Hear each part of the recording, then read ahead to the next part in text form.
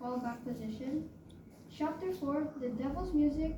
And finally, Chapter 5, music for life, in good and evil. Every human being is very much a part of this conflict. No one is exempted. Everyone takes sides. There are no neutrals. One is either for or against Christ. Every moment of each day, each person casts his support for either side by his thoughts, words, and deeds. On whose side are we on? Number 1, the mind. The mind is the natural background of this conscience and decision making. The unseen supernatural forces can communicate with the man. But why the mind?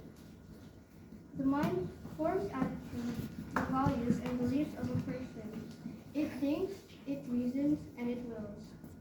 It decides. This decision-making power of the mind makes it the key target for control. Still, why the mind? What the mind is, the man is. Where the mind goes, the man flows. The mind controls the man. Our actions, whether good or bad, comes from the mind. Whoever controls the mind controls the life. Whoever controls one's life determines one's destiny. Neither of the conflicting sides can force any person to be a supporter or a follower. Even God will not control our mind without our permission. Neither can Satan compel without our consent. Man has that power of choice. There is no middle ground, no neutral corner. Our mind is either controlled by Jesus or by Satan. So, who is in control of your mind? Number 3, the senses. Both forces can win the mind only by gaining entrance to the mind. To enter the mind, they have to enter the so-called avenues of the soul, the senses. Everything that impresses the senses, whether consciously or unconsciously, is recorded and stored in the supercomputer brain. Every impression leaves a mark, a trace. What are the implications?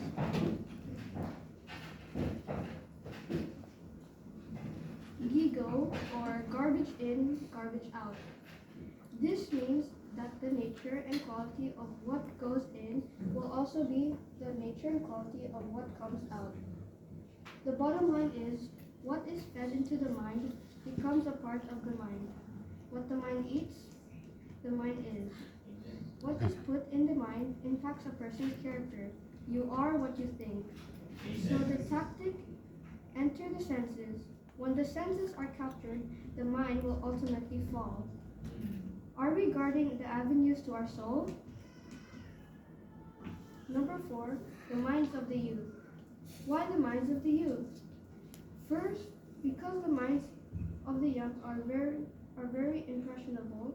Everything that a young person sees or hears is impressed upon the mind. Second, whatever is impressed or recorded is hard to erase. Every person is indelibly retained.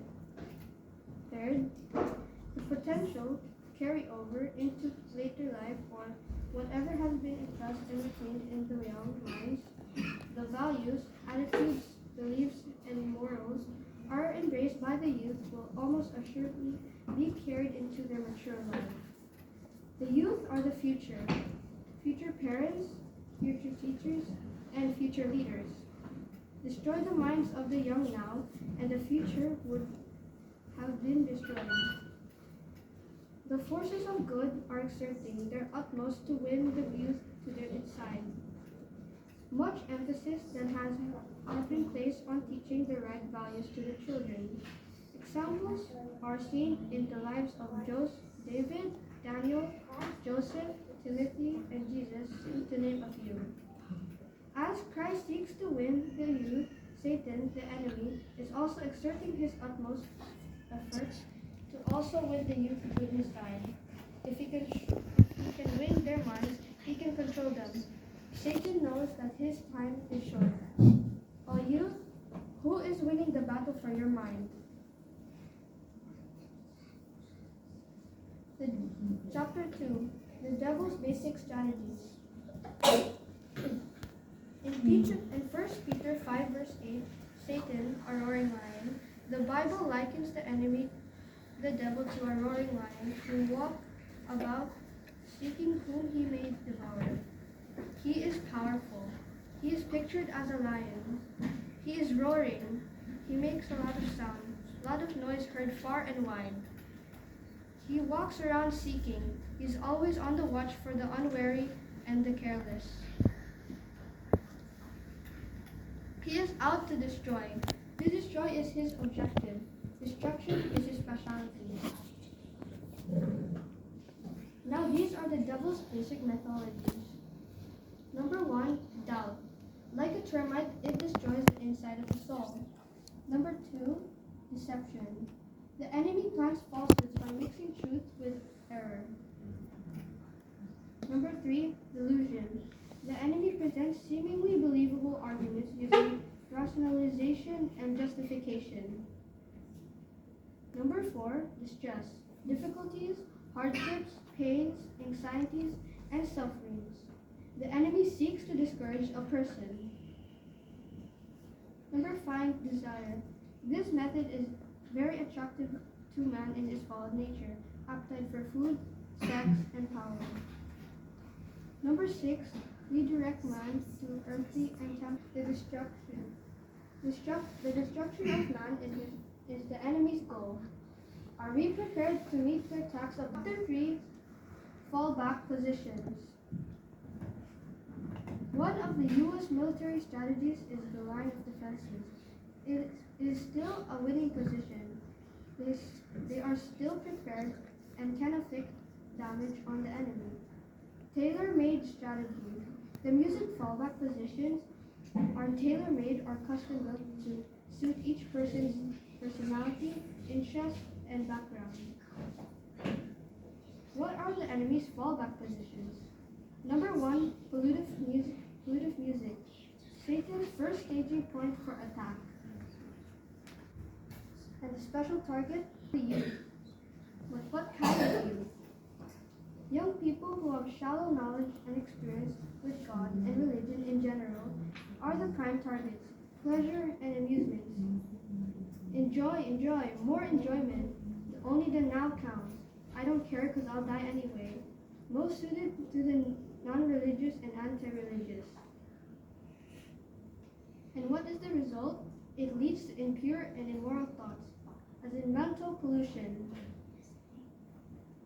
And these are the sources. The dangers of pollutive music stem from the words, thoughts, and message, music form or style, life of a composer and performer, association of this type of music. Pollutive music is found in rock music and pop music. Pollutive music is anti-religion and anti-Christian.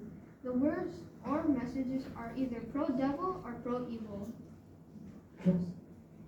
These are the examples of pollutive music. One is pro-devil. The song Born Again by Black Sabbath. Look at these words. Born again, you'll be born again. At this Prince of Evil. For the trust of my child is aimed. Thanks, we are all the same. The next one is pro-evil. The title of the song is Highway to Hell by AC, Highway to Hell, and I'm Going. Next is the anti-Bible. The song, There's No Difference Who You Are. Anything your heart, your dreams will come true. The Bible condemns the practice of astrology. The next one is The Greatest Love of All, and maybe some of you know the song. The lyrics are, learning to love yourself is the greatest love of all. Love yourself wrong? No. The Bible says in Matthew 22 verse 37 to 39 that the first and greatest commandment is to love God with all of one's life. Self-love is important, but not the greatest love of all. Next one is one of the famous songs in the 90s, We Are the World. And this is the lyrics. We are saving our own lives, it's true. We'll make a better day, just you and me. So they're saying humanity can save itself. No need for God. The other words, and God has shown us by turning stone to bread. Jesus turned the stone to bread. This song is entitled Gold by Spandau Ballet. Look at the lyrics of the song. Always believe in your soul. You've got the power to know you're indestructible. The Bible does not teach natural immortality. Other examples are, I hate heaven, I hate God. Another one is Material Girl by Madonna. For her, the boy with the cold hard cash is always Mr. Right. Number 2, arousal music. Satan's second staging point for attack. The emotional pull of arousal music can go either directly or intensely against something. Arousal music conditions the mind to let go of inhibitions and openly express feelings of either anger or affection. It may incite deep emotions of hate and even brutality, or it may tickle the lower nature to give way to sexual passion and lust. Number 3, depressive music. Third fallback position, laxive music. Idolization of love subject. My love, my soul, my everything. You are the love of my life, the heart and soul of my life. But what happens if the heart and soul is removed? Death? Next song is Try a Little Suicide. It's when you're alone. It says, when you're alone and you're lost and confused, won't you try a little suicide? Go on, take your life. The final fallback position is absorptive music, fourth fallback position. It has the appearance of innocence. It is intended for those who prefer fine secular and religious music. Christians who are using and developing their talents for the glory of God, or Christians who are sharing their talents in church work. It tends to engross a person's time and energy to neglect of church worship, family worship, personal Bible study, prayer. The first target of the enemy is to control our mind. If he cannot get our time, good music can be a time robber. Ellen G. White mentioned in her writings, music has occupied the hours which should have been devoted to prayer. Satan has no objection to music if he can make that a channel through which to gain access to the mind of the youth. Anything will suit his purpose that will divert the mind from God and engage the time which should be devoted to his service. When allowed to take the place of devotion and prayer, music is a terrible curse. Chapter 4, The Devil's Music.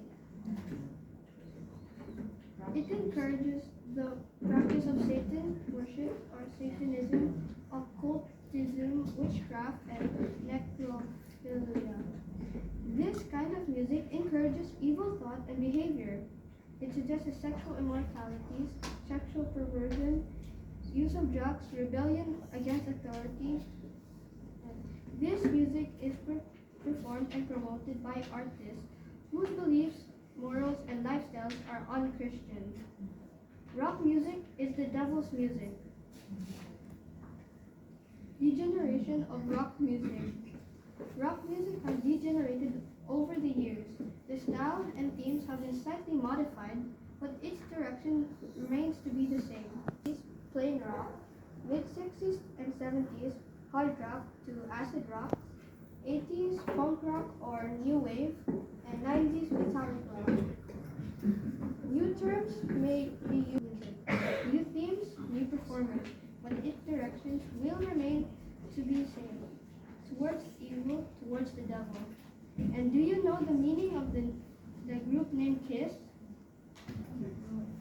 It means Kids in Satan's Service. Ellen G. White again says, for thousands of years, Satan has been experimenting with the properties of the mind, and he has learned to know it well. By by his self-will, working in these last days, he is linking the human mind with his own, embodying with his thoughts, and he is doing the work in so accepted matter that those who accept his guidance know not that they are being led at his will. These are the singers who said rock and roll has always been the devil's music. And Mick Jagger says, there are black musicians who think that we are unknown agents of Lucifer. Rock music, a multi-billion-dollar industry. Millions love pop and rock, swamped by avid fans. The reason? The world loves its own. The present ruler of this fallen world is Satan. The famous TV evangelist Jimmy Swaggart mentioned any Christian who would allow any type of rock or country recording in his home is inviting the powers of darkness by compromising with the satanic influence over control of the mind and spirit as is possible.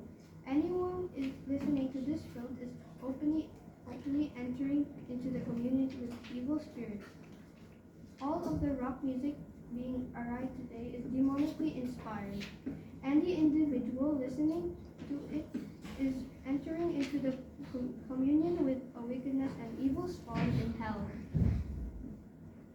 So where is society headed if rock music continues to invade the minds of the youth? Moral dissolution, wasted life, and early and tragic death. Finally, the last chapter, chapter 5, Music for Life. What then is to be our choice of music? What then is to be the music of God's people? The Lord is not lacking in his desire to strengthen and protect and enrich the experience of his children. God does have the right kind of music created and made available for his people learning and enjoyment. First of life. The Christian life is a purposive life. To be without a purpose is to be rudderless or an anchorless in life's turbulent sea. We will be lost. We will fail. So what is the purpose in your life? Have you discovered it? Has it been revealed to you? But for sure, we are from God and our life is for God. Amen. So why was music made in the first place? What is its primary purpose? First, God is the author of music. All things were made by him, so music is also from him. He is the one who can truly claim, I am music and I write the song. Amen. Second, God made music for a holy purpose.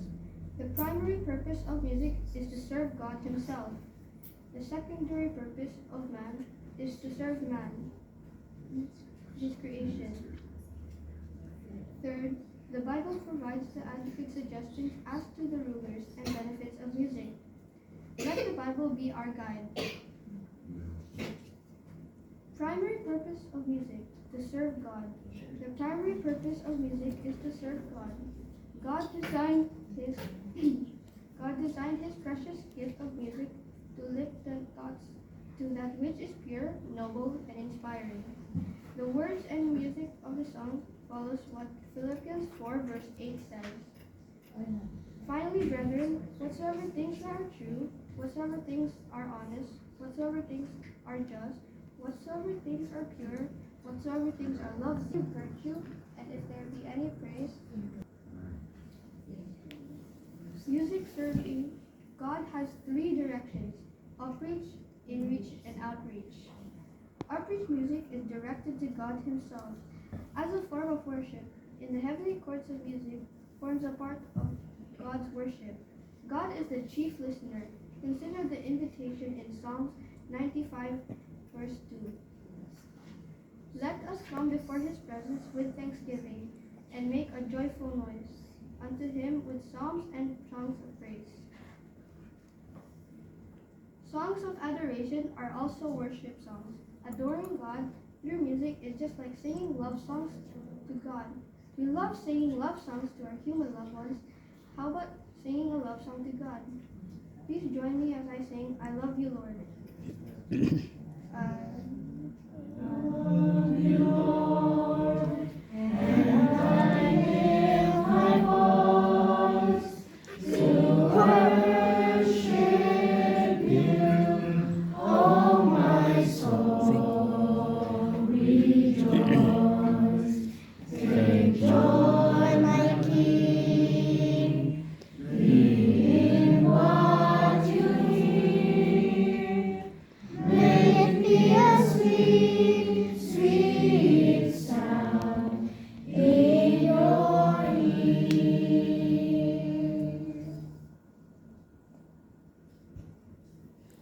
In-reach songs promote Christian life and growth.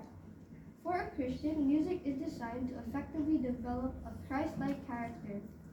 Blessed assurance, Jesus is mine. Safe in the arms of Jesus. Great is thy faithfulness. Redeemed, oh, how I love to proclaim it. His eye is on the sparrow, and fill my cup, Lord. Outreach songs are intentionally directed for others, that they too may learn of our loving God and the faith that we believe in. These outreach songs are specially intended for people who are in need of salvation. Such songs testify of our faith in God. In short, we can call it songs for witnessing. Turn your eyes